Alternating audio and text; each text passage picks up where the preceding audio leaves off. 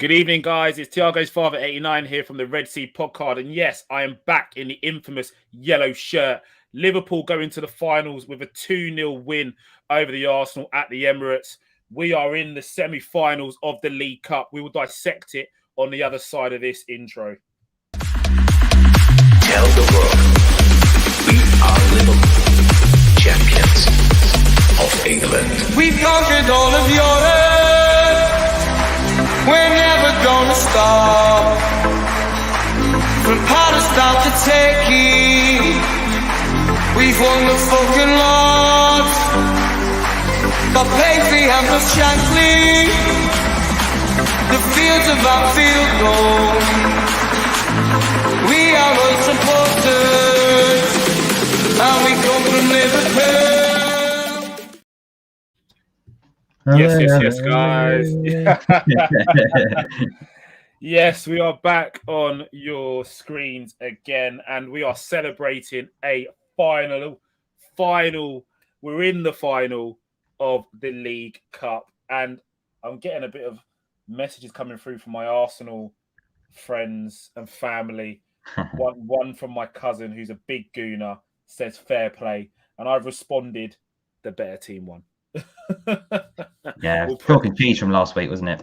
Oh, 100%. It just shows that they came to do total shithouse behaviour at Anfield because they thought they'd take it back to the Emirates and they thought they'd have enough. And clearly, you don't. And the rest is history. Liverpool march on into the finals. I mean, it was some good football. It was some decent football. At times frustrating, I will say, but on the whole, it was some decent football. I mean, what's your take on it?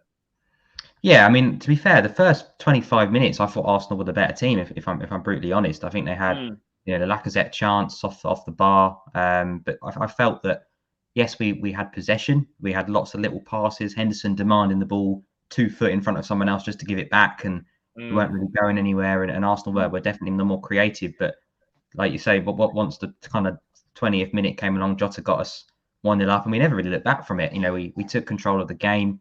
Arsenal became very much playing on the counter, even from being 1-0 down, and we dominated. We made the change at half time, Matic for Konate, whether that's a knock or whether that was just agreed they were going to play half a match each. But yeah, it felt like a bit of a stroll from there. It was never really in doubt once we got the lead. There were a couple of chances where I thought, I hope we don't rue them.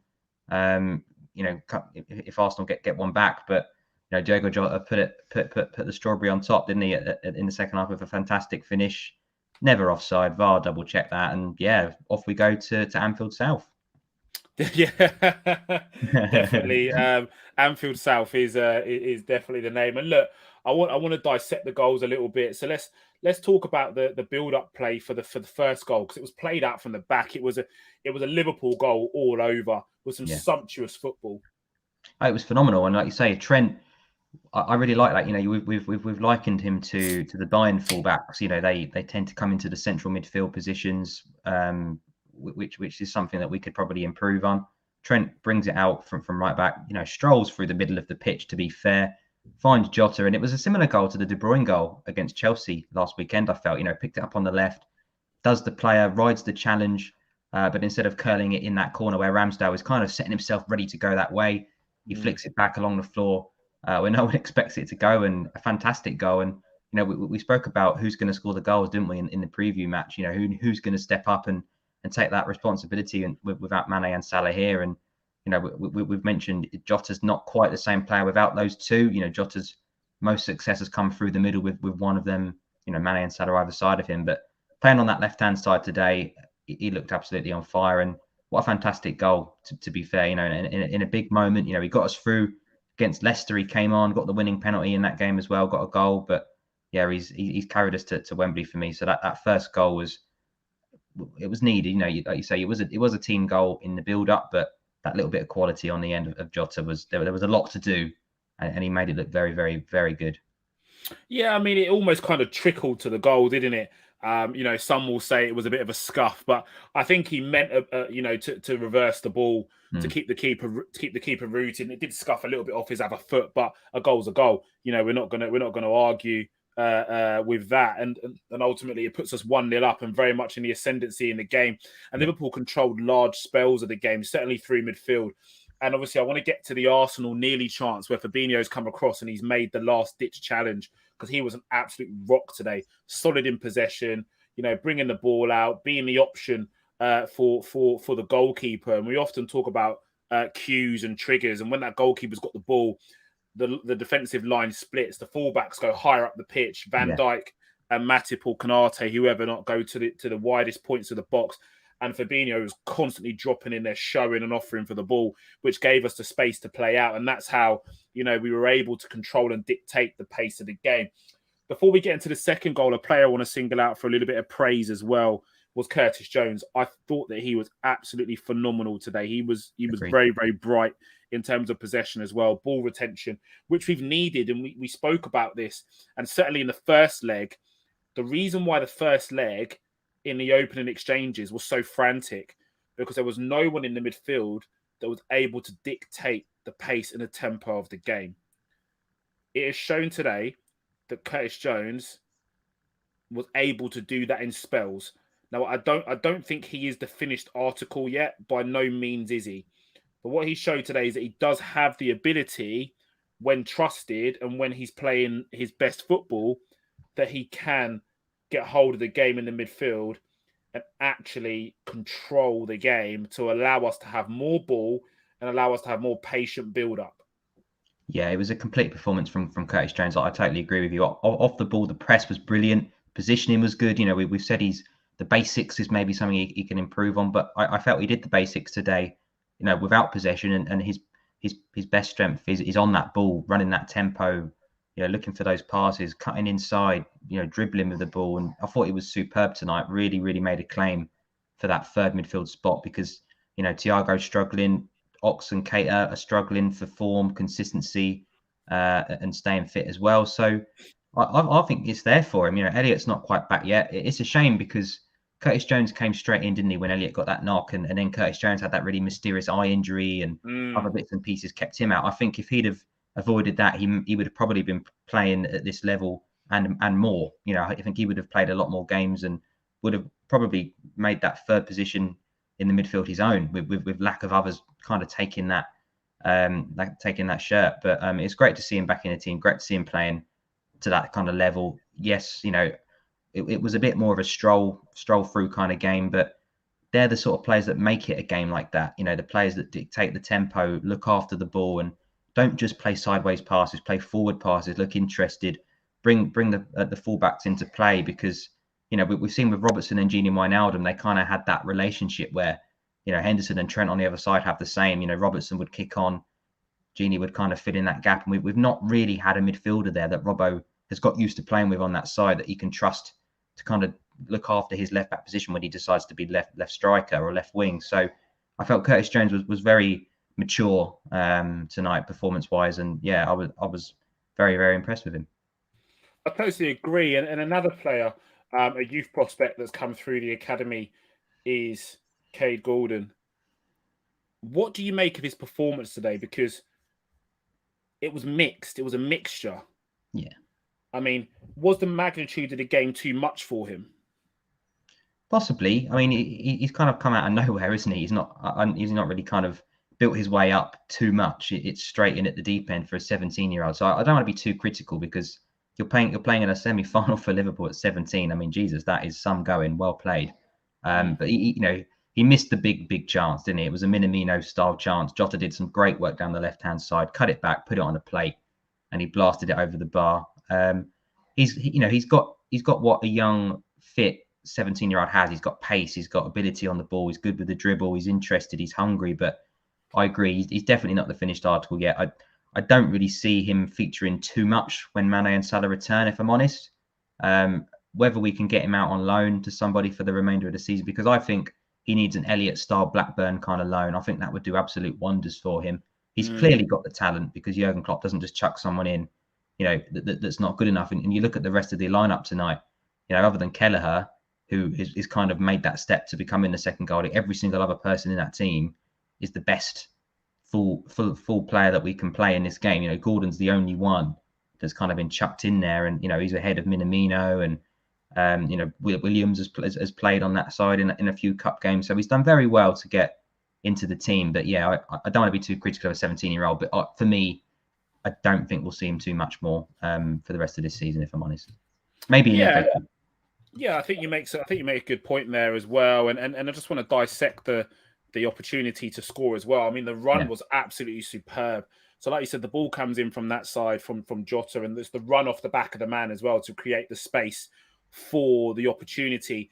It's a very, very clever passage of football from Gordon. Yeah. And what it does is, like you said, it fashions that space to allow him to get the shot away. But like with all 17-year-olds, I think he probably went, the goal's gaping. Yeah. The headlines are being written, and unfortunately blazes it over the bar. And I think, like you said, I think he was hungry. He wanted to be involved in the game. He was shown for the ball. He was getting after the Arsenal fullback. He was getting after the Arsenal centre backs as well, snapping at their heels. You know, looking interesting, looking lively. So like you said, he's not the finished article. There's a lot to come from the kid. We took him from Derby. He's played academy football. He's now playing in the Premier League. Representing Liverpool in the cups and getting into the lineup, which is nice to see. And like you said, when Mane and Salah return, is he going to play much football? Probably not. So a loan probably would do him some good.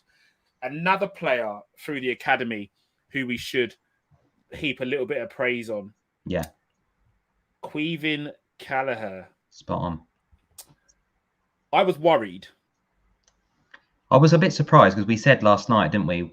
It's his competition, but when you get to this level, do you chuck an Alisson in? So yeah, I was as well. But yeah, and look, I'm not going to sit here and turn around and say that he's the finished article and that he should be getting starts in the Premier League consistently and so on. He's up. It's unfortunate for him. It is very unfortunate for him because he's coming through at a time when we've arguably got the best goalkeeper in world football at the club. Yeah.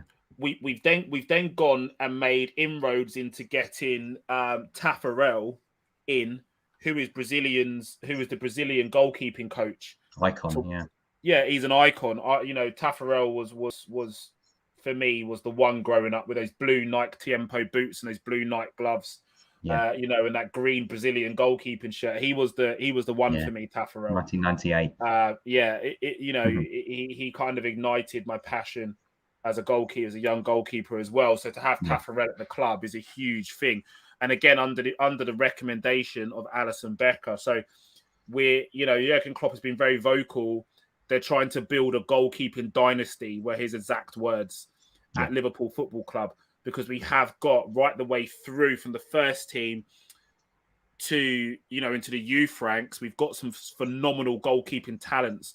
None other than Petaluga as well, who's been brought over and was almost handpicked by Alisson. So it does beg the question. He's put in a stellar performance tonight. He was fantastic when we saw him live at Watford. Yeah, he was fantastic. I was lucky enough to see him live in Milton Keynes as well, playing against the Dons, and he was fantastic then. I was there as well. Yeah, he was superb then as well. So he's putting in some well-accomplished performances. Yeah. But does he have a future at Liverpool Football Club? That's a good question. Would you say that he's almost being primed up as a saleable asset? Because you don't go and bring in Taffarel knowing that you've got Alisson Becker, fellow countryman, and arguably Petaluga, who is probably, one of the shining lights in terms of young Brazilian goalkeepers in terms of talent. Just the odds seem pretty stacked against him, really. Yeah, it's a really, really good question that you pose. I mean, he was too young to do anything else, and he needed the experience. The first few seasons he came into the team, every time he played, we seemed to ship 5 goals in. Not necessarily his fault, but every League Cup match he played in, we seemed to concede a fair few goals. But the amount that he's matured and improved is actually staggering. He's absolutely brilliant. He's really, really good. And like you say, is he now at the point where he could probably start for definitely a top championship team, but could he get into a Premier League side other than Liverpool? Because at the minute, I think he's more than happy playing in the cups. Will he play in the Carabao Cup final?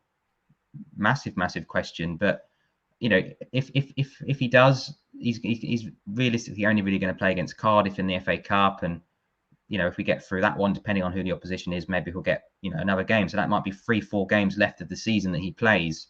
So barring any injuries to Alisson. So I still think he's in the right place for the moment. If we had a better third choice, if Adrian wasn't terrible, I would be like, yep, let's loan him out, let's get him some experience and bring him back potentially a more established goalkeeper. But you're right. You look at Arsenal.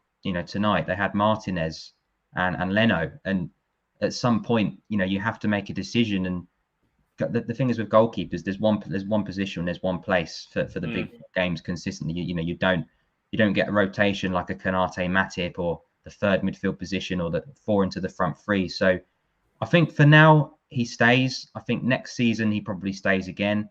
But the problem is Alisson isn't 37. He's 29, around that kind of age. So that's the problem for me. I think if Alisson was coming into the last 2-3 years of his career, I think Kelleher would more than happily hang about. But I think, in a couple of years' time, when Kelleher is even better than he is now, I think he might get to the point where Pitaluga is going to be that Kelleher, happy to play in the cups, and Kelleher might get to the point where he goes, do you know what?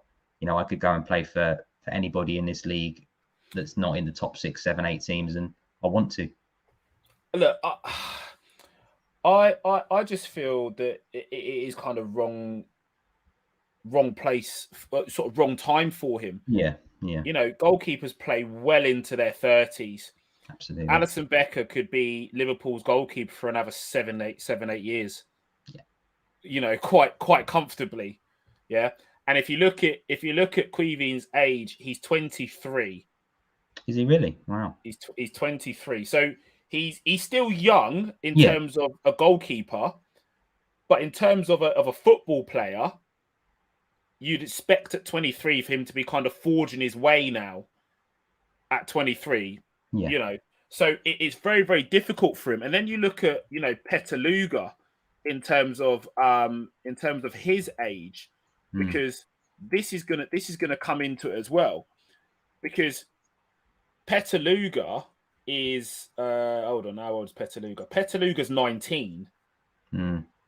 So there's that 10-year gap between Alisson, isn't there? Then that's what I'm saying. And this is the worry for me with Queevy, is that he's almost a victim of the fact that we have the best goalkeeper in world football. You look at Danny Ward. Yeah, similar again. Very similar. The ability was never in question with Ward. Everyone always knew he had ability, but he played in the cup games. He then got the tag of being the cat. That season where he had almost that breakout season, it then stumbled for him, and then he's ended up going to Leicester, and then he's now behind Schmeichel, because Schmeichel went through a period where he was faltering a little bit, and he thought, Ward can go there and give Schmeichel sustained competition and press him a little bit for that number 1 shirt. He's not done that. No. He's just gone on again to be a number 2 at an average team now. Really, it's a good point. I think Liverpool. I think that the point that you leave that big team is crucial, because you look at Nat Phillips as an example. If he left us, that summer where he was meant to leave us, for the rest of his career, he struggles to become a Premier League footballer, in my opinion. The fact that he's had that season at Liverpool, everybody's like, oh, this Nat Phillips is decent. If he left now, we've just recalled Williams from Swansea, Reece Williams. Does that mean Nat Phillips is on his way out? And, the teams that would be interested in him now are the likes of Newcastle, etc. So, if Kelleher was to leave too soon, you end up becoming an Adam Bogdan and end up at Bolton Wanderers and disappearing into the football abyss. But you need to leave when your stock is at the highest, don't you? So Kelleher's playing games, getting good matches, getting good performances. At some point, he just needs to say, maybe even at the end of this season, I've had a massive breakout season. I've won the Carabao Cup as Liverpool goalkeeper, if he gets the nod in the final, because there's a really good comment in there from Daddy Pig. I remember when Martinez was at Arsenal, I think they won the FA Cup with him as the cup goalkeeper. He was on his phone to his family in the corner. He'd been at the club for so long. And he used that time to say, do you know what, my stock's high. I know I'm not going to be the number one goalkeeper. I'm going to move on and play for Aston Villa. And Arsenal are going to regret that because he's better than Leno. And yes, Ramsdale's done well. He's better than Ramsdale. I still think Martinez is better. So yeah, it's a really, really good, interesting question. But I think Keller definitely sees out this season. I think he probably plays the League Cup final, which is a massive shout. I think he will play against Cardiff in the Cup. Depending on who we get in the next round, he'll probably play the whole way through in that one as well. So if he's happy to bide his time, pick up some cups and trophies with Liverpool, it's not a bad thing, is it? But like you say, when you get to 24, 25, if you're still a backup goalkeeper, yes, goalies play on for a long time, but at some point, he wants to be Ireland number one, which is probably still within grasp as number two for Liverpool at the moment with where they are as a nation. But, like you say, in terms of his career, once you get to your mid-20s, you've got to go and play regular every week league football, haven't you? So I'm in agreement with you. No, I think it's one of those things where there's talk about Reece Williams coming back to the club. I hate to pour sort of water on these flames that are raging, but Reece Williams has come back to the club because of lack of game time at Swansea. Russell Martin, who's their manager at Swansea, was very vocal in the press that and that he was in constant contact with Liverpool and that he just wasn't cutting the mustard at Swansea, and he wasn't what Swansea, not that he was a bad player because he was doing everything right in training, but it wasn't what Swansea needed at that point with what they were trying to achieve. So it was a case of, does he stay and not play, or does he go back to Liverpool where he could potentially play some games with the under-23s or so on and so forth. The issue with that loan deal was, and Russell Martin was very, very clear with what was going on with that, was the fact that Liverpool, and most clubs do this when they loan out young players, they control when the loan comes to an end. Swansea couldn't send him back because there was huge penalties and huge fines, which they couldn't afford to pay. Liverpool would then make the decision, well, we'll recall him if you want to recall him. And we know how Liverpool look after their young players. We've seen the same with a couple of other young players. Who was a lad that was out on loan at Blackburn as well, and it didn't really work for him, and he's come back. Yeah, one of the midfielders, wasn't it? Yeah. So he's come back. Reece Williams has come back because there's always 23s football for them to play. You're going to get games. The 23s league is competitive. Go and play in that competition. Just finishing off on Queeveen as well, and some great comments in here about Martinez and the Leno situation. Arsenal, let's be very clear. Arsenal didn't sell Martinez because he wasn't a bad goalkeeper. They sold Martinez because he was the only saleable asset they had out of Leno and Martinez. Yeah, they had to sell Martinez to get funds. Nobody wanted to take Leno with those stupid wage demands and being a general shithouse of a goalkeeper. So the only thing they could do was sell Martinez, and they've kicked themselves ever since. Hence why they dipped into the market and spent what they spent on Aaron Ramsdale. Because otherwise, if they believed in Leno, they would have kept him there as a number one, and he'd be playing all these games. Instead, he's not. It's similar at United, isn't it? Henderson and De Gea. At what point do you get Henderson out the door? Exactly. They let Romeo go. Yeah. Because they were like, they had to keep Henderson because Henderson's the only saleable asset. So clubs do this all the time. Sometimes they let players go they don't want to let go. It's almost like you have to because you've got to recoup some of those funds. Yeah. But Queeveen is developing fantastic. He's playing some phenomenally good football. It's just a shame that we've got him now whilst we've got Alisson Becker. Do you know what I mean? I think we needed him. If we wanted to get any silverware in the cups, Adrian and Karius weren't going to do us any favours. So we have needed him in these competitions. But yeah, I agree with you. I think he's improved so much. And there was a good comment in there. He looks like a Liverpool goalkeeper. You can tell that when he came in, he was a good keeper, more of a shot stopper.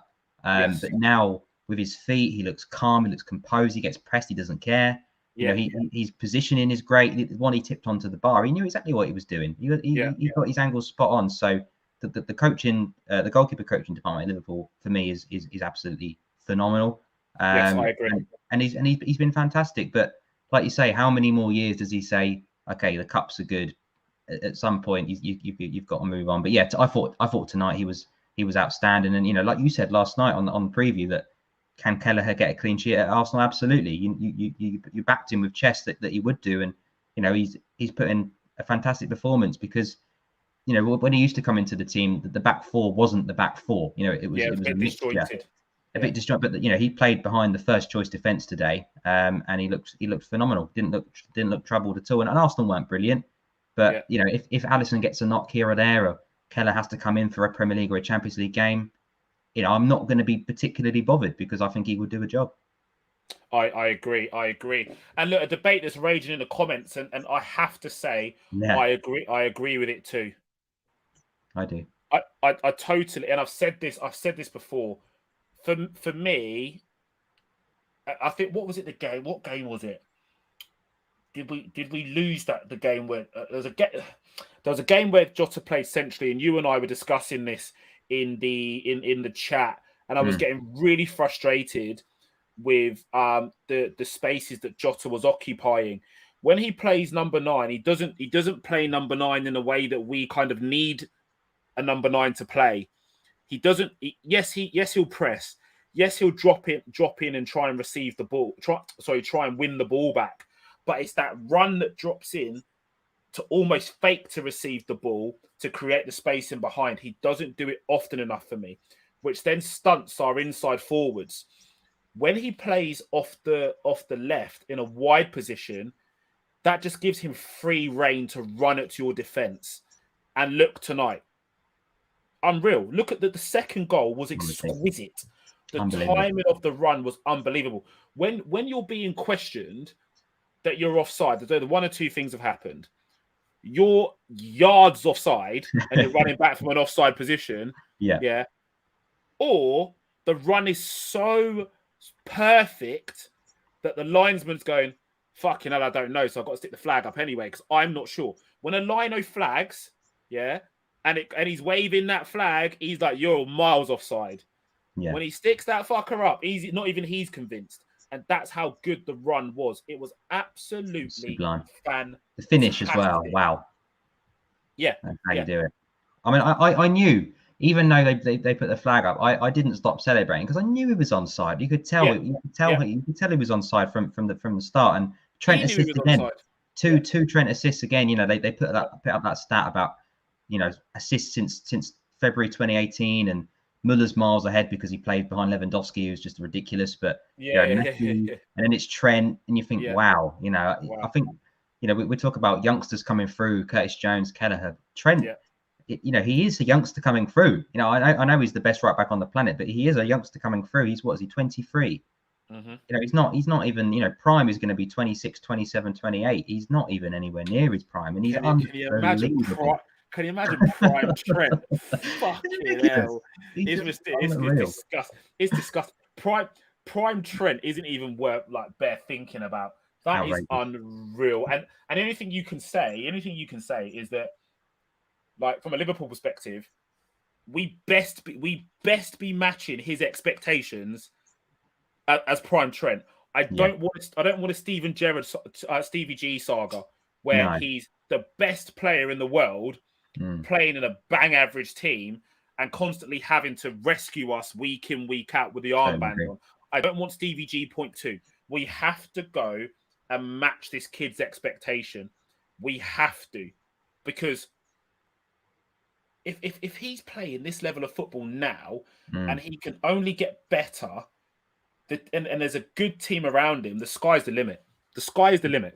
Totally agree. I mean, it was a captain's performance already. He runs the show, doesn't he? From behind there, we rely on him already. He comes into the midfield and starts to, you know, do the tempo.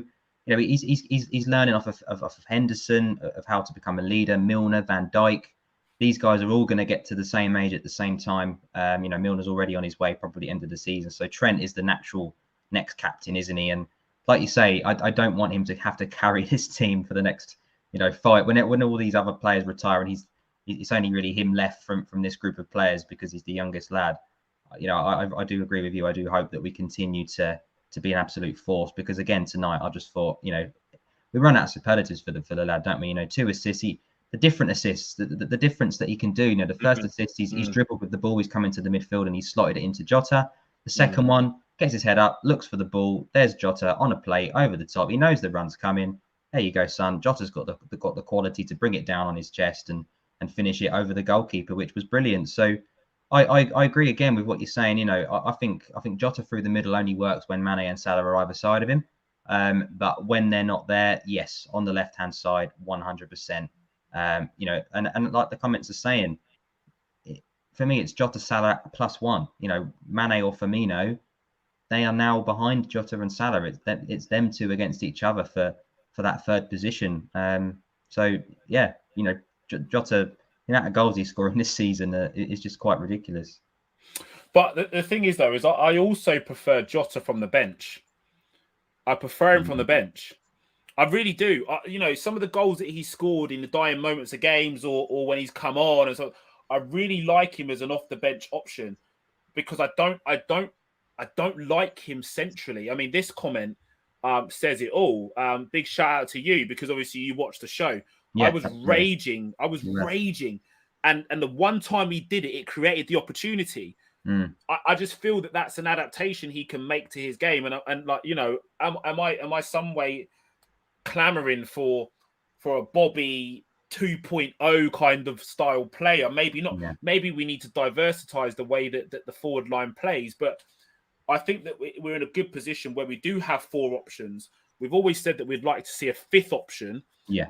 And maybe Cade Gordon is that 5th, because the 4 that we've already got are that good. I mean, at the moment, at least Cade Gordon's coming in and contributing. Origi's not contributing because obviously he's injured, but last season didn't really contribute. Yeah. So, I mean, we're in a position where this team is in a period of entering that transition point where players are starting to get a little bit older. We do start to take a little look or a nod towards the future. So it's going to be interesting in what we do going forward. Absolutely. No, it will be. But no, there's good signs, isn't there? You know, we're bringing players through. Curtis Jones is developing. Jota's, you know, not quite as old as the rest of the front three. You know, I'm not saying they're old, but he's a few years younger. So there's players in there. But like you said, we need to avoid this 33-year-olds and 18-year-olds. We need to start getting those players in the middle. So unfortunately, yes, you know, you've got players coming through, but you do need to spend money. You can't have here's a whole load of youth players that are 19, and the rest of your squad are gonna all hang up their boots at 34 at the same time. You're gonna have to go out and get some more players to fill that middle. But you know, basically around, yeah, exactly. You know, you know, Trent, Jones, and Jota will be in this team hopefully in 5, 6, 7 years time. But you know, like you say, the likes of Matip, Van Dijk, you know, Konate will be in there. So we're starting to see the players that are going to be there in the future. But I still think that we're a little bit off because, you know, you mentioned Firmino, Fabinho, Henderson, Van Dijk, Matip, Alisson. They're all going to be getting to the same age at the same time. And we're not going to go out and buy 8 first 11 players in one summer. So we need to be careful. I remove Alisson from that solely because the goalkeeping position. Yeah, true. You know, you can play till you're 35, 36, 37, 38. If he looks after himself, I know he likes to chow down on a Brazilian barbecue every now and again. But if he looks after himself, you know, he can go for a long time. Some of the best goalkeepers in world football have played well into their late 30s. Yeah. Buffon is 40 something and still playing, albeit Serie A B with Parma, but he's still playing football.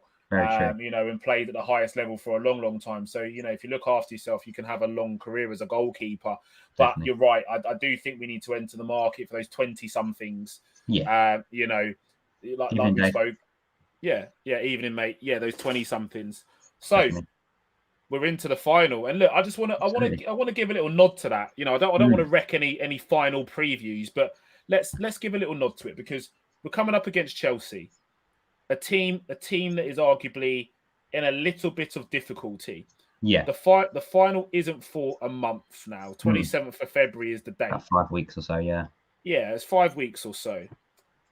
Could Chelsea's misery worsen before this that almost makes them like a wounded animal that thinks this is our only chance of grabbing anything? Because come then, they could be out of the Champions League.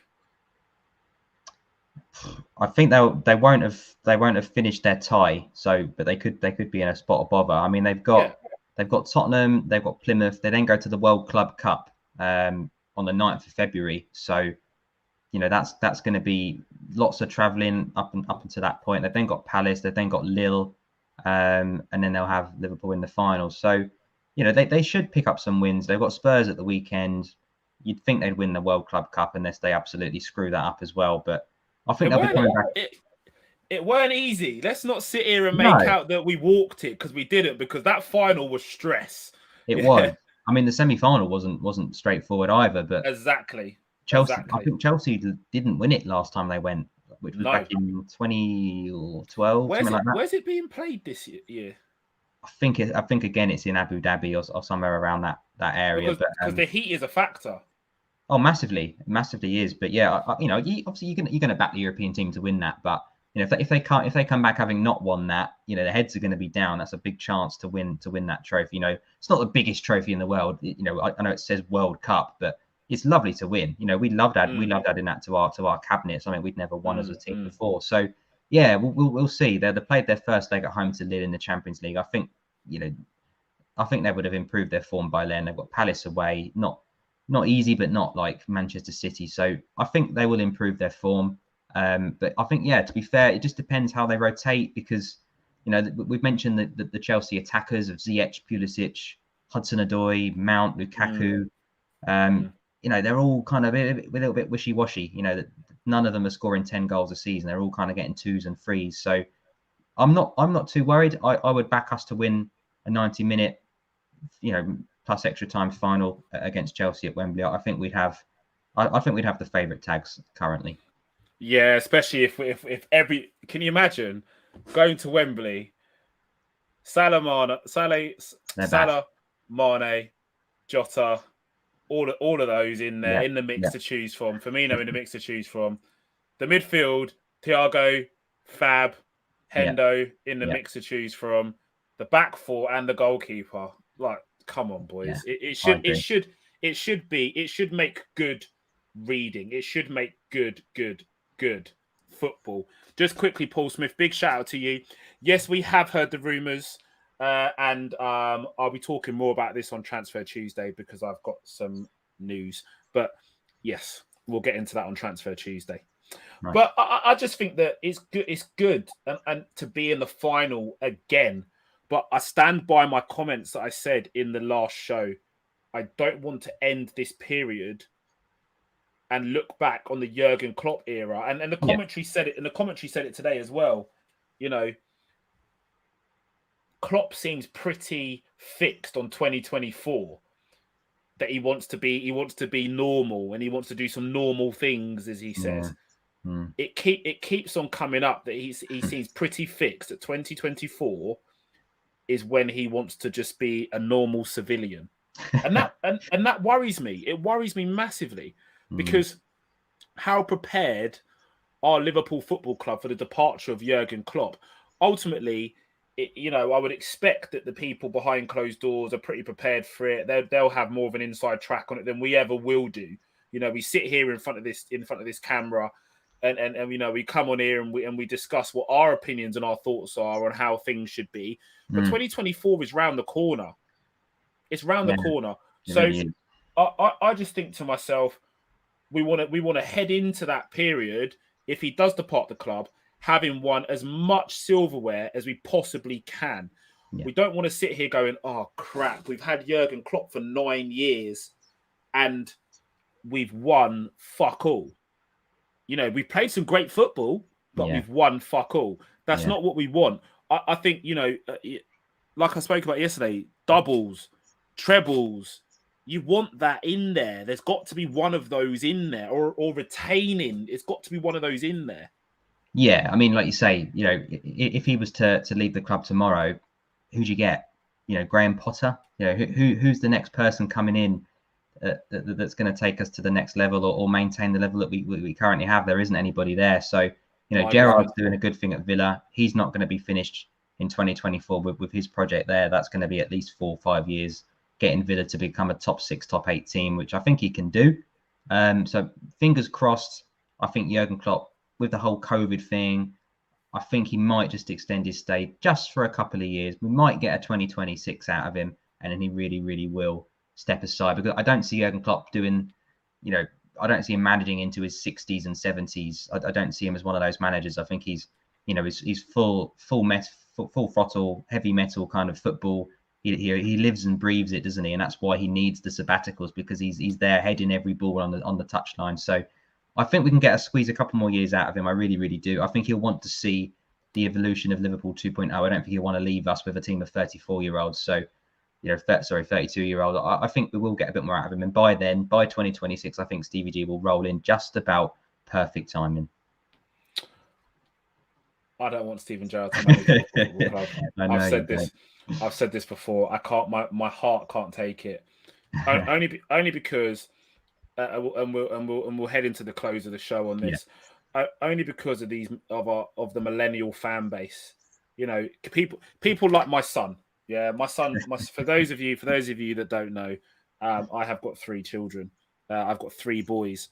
All 3 boys are staunch, devoted Liverpool fans. They are heavy into Liverpool. And my eldest son knows who Steven Gerrard is, because he was obviously alive when Stevie was playing. Yeah. But he doesn't quite understand the magnitude of Steven Gerrard. He doesn't get it yet. Obviously, he's got me as a dad, and he will get it. But my worry is that children of the same generation or of the same age who are growing up as Liverpool fans don't really understand the magnitude of Steven Gerrard. So what you then get is, if he was to become manager, he almost becomes dispensable because of the millennial fans, the pressure that comes on. I've been on a timeline, I've seen some people questioning Jurgen Klopp. I'm like, give your head a fucking wobble.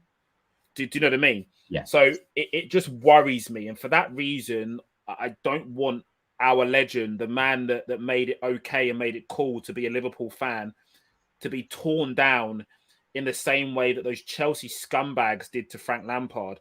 All of a sudden, oh, he's a legend. And then tomorrow you speak nothing more of him.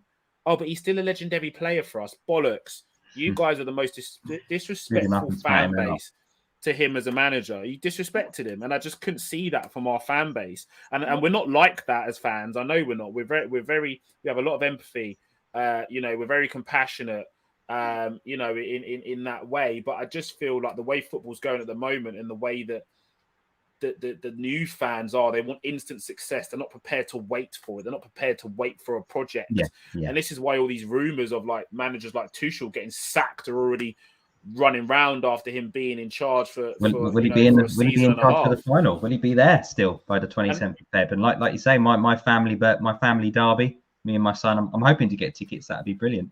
This is what I'm saying. It's one of them ones. And look, there you go. Look at that. Yeah, it's a good point. It could happen. It's one of those. It's one of those ones. And look, it's true. You talk trash about Jurgen Klopp. We'll send you 30 lashes. I agree.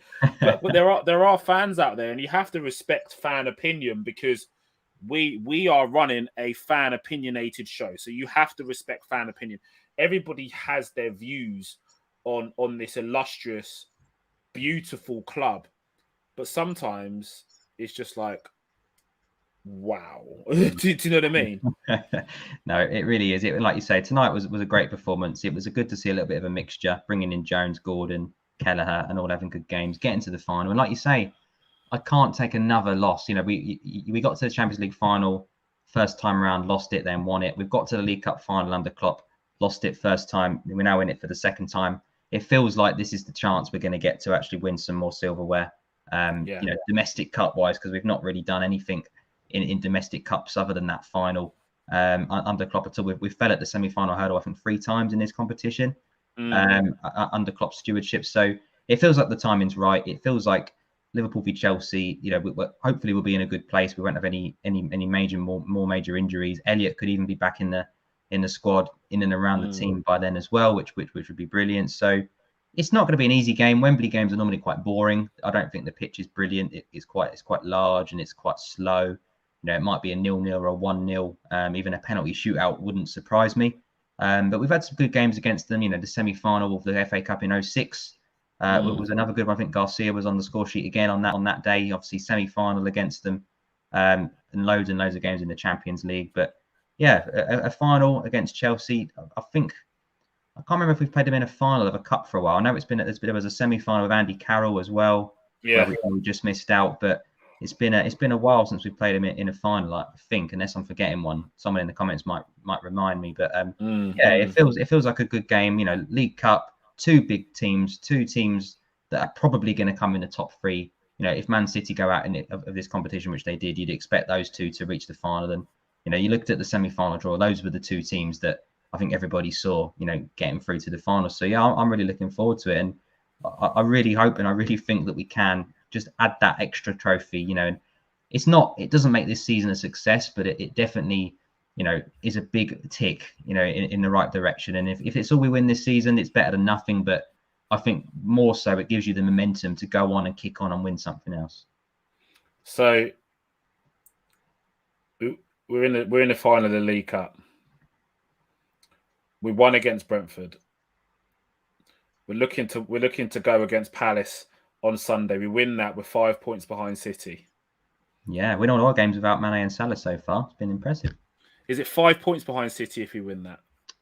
I think it's 8. I think this only goes to 5 if we beat them at 8 points behind City. We then got to play City, which will bring us 5 points behind City if we beat them. Yeah. There's a lot of ifs in there. You know, we'll probably go and draw to Leeds in the rearranged game or something. But you know, Man City look like a juggernaut, don't they? I don't see us going to the Etihad and winning. I mean, what a result that would be. But you know, even if we did it, 5 points behind them with 12, 13 games to go. When Man City are getting chased, they're relentless. They don't drop a point. You know, when we chased them 98, 97 points. We were unbelievable. We won every single week, but so did they. So it's going to be a massive, massive ask. We're relying on snookers, aren't we? You know, Chelsea we hoped they would do us a favour at the Etihad, and you know, and they rolled over, unfortunately. So I don't think City win every single game for the rest of the season, but I don't think we will either. So we go to City, we beat City. It's 5 points because we're going to try that again. We're going to be a bit more positive. So we go to City and we beat City, and it's 5 points. Can we catch Manchester City? And you say, yes, TF, we can catch Manchester City. I mean, we can. We definitely can, but we've been in this situation before. I remember when we had to go there before and try and stretch our lead, and I think Kyle Walker tweeted something like, "Oh, they thought they were going to stretch it to 7 points or something," and you know, they beat us to claw it back. So it's going to be a huge game. If we anything but a win, I think everybody has to admit it's game over. But if we win that, could the momentum swing? Could they start picking up some draws here or there? It only takes a couple of draws and it's down to a point, isn't it? So we've got to be pretty much perfect from now to the end of the season. Can we do it? Possibly. But that's what I'm saying. Are we kind of getting into form at the right time? Is it happening at the right time? You know, Mane and Salah return. You know, Elliott back in, Thiago fit as of after the international break. It's already been said. You know, Van Dijk seems like he's up to speed now. Konate is coming into his own. You know, Jota's starting to bag. Yeah. Are we getting into our stride at the right time off the back of this win? You know, we're in the final of a competition that gives people a buzz. You know, the buzz and the bounce around the place is going to be fantastic. You know, around the training ground tomorrow, there's going to be smiles. They're going to be looking around and going, "We're in another final, lads. Absolutely, we're in another final." The winning mentality. That give us the impetus to put together some wins through February, head to the final, get the W, and kick on into the season. You know, progress in the Champions League. Yeah. Then hunt Manchester City down, because all we can do is do our job. Yeah, that's all we can do. We can only focus on ourselves. Yeah, and the only way you're going to hunt them down is by continuing to put the pressure on. The moment you let them off the hook, and you don't put a W on the board, they'll just cruise away into the sunset because they'll go, "Oh, this is too easy. Foot on the pedal. See you later." Whereas if we win and we keep winning, that's going to make them think, "Fuck, these fuckers won't go away." Yeah, we've been the only team over the last 5 years to challenge City. Let's be fair. Every other league title they've won at a bit of a canter, haven't they? Apart from when Liverpool have been there challenging them. So yeah, that's even if we're just going to be the thorn in their side, even if they win the league, but we're the one team that they can't they can't focus on the Champions League completely because they're not 15 points clear. It's 5 points. They'll have the game where they've got first leg, Premier League match in between, second leg could be a quarter final against Madrid, PSG, Bayern Munich, and they can't take their foot off that pedal for Palace away at the weekend because Liverpool are breathing down their necks, and that's when you are 5, 6, 7, 8 points behind them. That's all you can do. Just keep on winning. Just focus on yourself. But like Daddy Pig says, when Man City do drop points, you have to be there to pounce because you can't drop points when they do. If they lost a game, we've seen them lose a couple of random ones. Leicester, Palace. They're the weekends where you go massive 3 points. Now it's 5 points. Now it's 2 points, and it's not over at all. No, but it's still going to be incredibly difficult. But it's an uphill battle. It is, but I don't, like you say, I don't want them to have a complete free run at the league and then to start focusing on the FA Cup a bit more and the Champions League a bit more. Let's make them fight in 4 competitions as hard as they have to. And there was talks of the quadruple last season, and it didn't quite happen for them. They still did well, but they couldn't quite manage to get over the line because Chelsea were in the Champions League pushing them, and yes, the league was done, but they won everything else. But yeah, if we can push them all the way, we're still in all 4 competitions. We should be pushing to do as much as we can in the rest of those as well. Agreed, because obviously the FA Cup's still there as well. So there's all to play for at this point for Liverpool Football Club. We're still in the hunt for the league title, although Manchester City are out there with a high points advantage. It's not mathematically impossible. We just got to do our job. We're in the final of Carabao Cup against Chelsea. We're still in the FA Cup, and we're still in the Champions League with an unbeaten run, unmatched in the Champions League. 6 games, 6 wins, 18 points on the board in the Champions League as well. Yeah. And we march on. Guys, that's been your Red Sea Full Time with myself, Thiago's father, and our co-host and co-founder, Southern Scouser. Thank you for joining us. We've got plenty coming up over the course of this weekend. Palace preview is one to keep your eye out on as well. Yeah. And then obviously the Red Sea Full Time show on the Palace game too. On Monday, we'll have our AFCON watch returning as well, because there'll be plenty to talk about in regards to that. And on Tuesday, it will be our Transfer Tuesday show. So make sure you're heading over to keep it locked on that as well. If you're not already, make sure you are liking and subscribing to everything Red Sea Podcast. We have an Instagram page. We have a Twitter page. Obviously, we're here coming to you on YouTube as well. So making sure that you're hitting that like and subscribe button. You're following everything Red Sea Podcast. As I mentioned, I've been Thiago's father. This has been my co-host, Southern Scouser. We're over and we're out.